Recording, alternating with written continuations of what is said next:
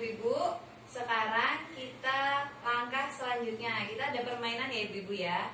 Namanya rebutan kursi. Nah di sini saya butuh relawan karena ruangannya kecil. Kita 3 orang aja ya ibu-ibu ya. Jadi sekarang ayo kita berdiri. Berdiri dulu.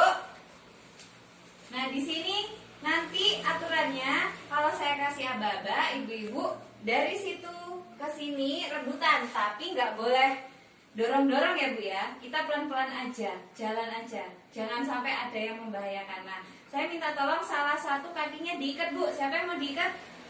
Oh, Bu Yuni ya. Bu Yuni diikat ya. Yaudah, Pak Irul aja. Kalau gitu Pak Irul.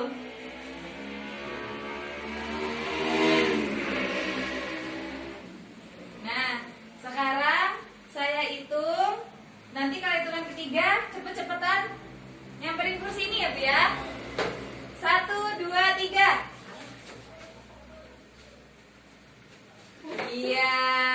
Ayo Bu Nur kok diam aja. Ya, yaudah. Gimana sekarang perasaannya? Bu Yuni dulu pemenangnya. Gimana Bu rasanya Bu?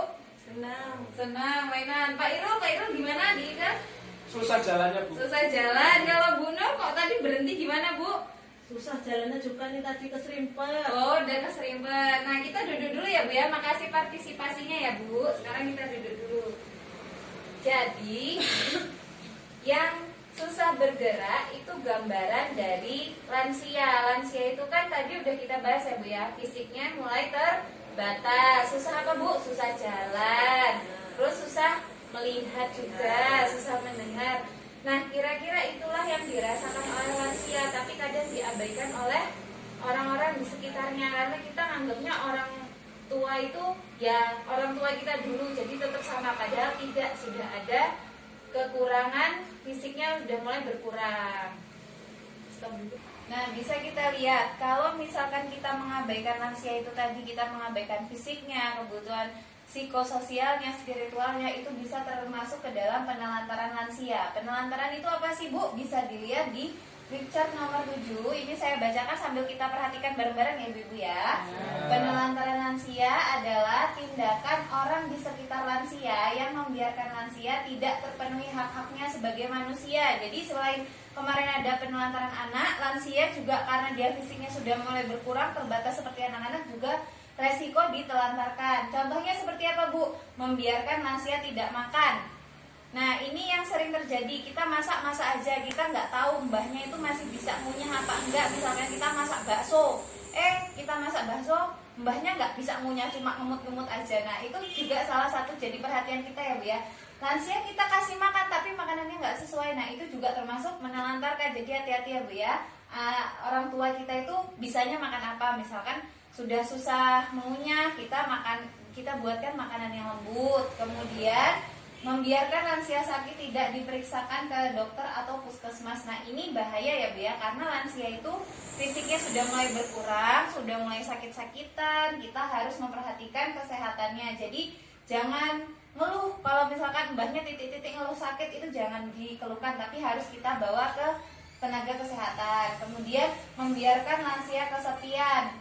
Nah ini misalkan yang sibuk di rumah, capek dari kerja, main HP aja, mbahnya nggak diajak ngobrol. Nah itu jangan sampai. Mbah-mbah itu juga butuh ditemani. Misalkan mbahnya ngobrol, ya kita cuma butuh mendengarkan. Yang penting kita ada di sampingnya. Kemudian membiarkan lansia pergi sendiri sementara kondisinya sudah pikun. Nah ini bahaya ya Bu ya, nanti bisa pergi nggak bisa pulang. Nah nanti kita juga yang repot. Kalau bisa mbahnya mau pergi kemana, misalkan posbindu, atau mau berobat, atau mau kondangan, apa pengajian, apa mau ke masjid, itu ya dianterin ya Bu ya. Kalau bisa ya kita temani sampai selesai.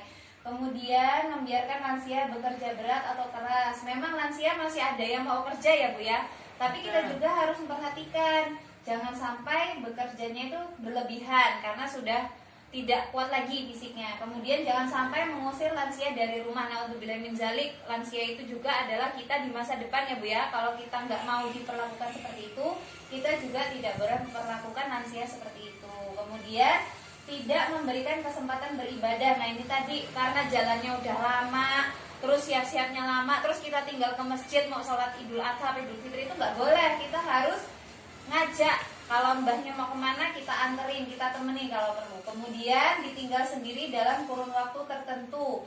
Nah ini hubungannya sama kesepian ini tadi. Mentang-mentang orang gede, ya udah kita tinggal gitu aja. Padahal mbah-mbah itu udah banyak keterbatasan. Misalkan mau jalan susah, mau ngambil minum udah nggak kelihatan. Nah itu kan bahaya. Misalkan punggungnya sakit itu bahaya. Kemudian tidak mempedulikan lansia. Nah ini harus kita hindari ya ibu-ibu ya. Jangan sampai kita menjadi orang-orang yang menelantarkan lansia. Paham ibu-ibu? Bapak? Paham. Udah, kalau begitu cukup dulu. Kita lanjut ke langkah berikutnya.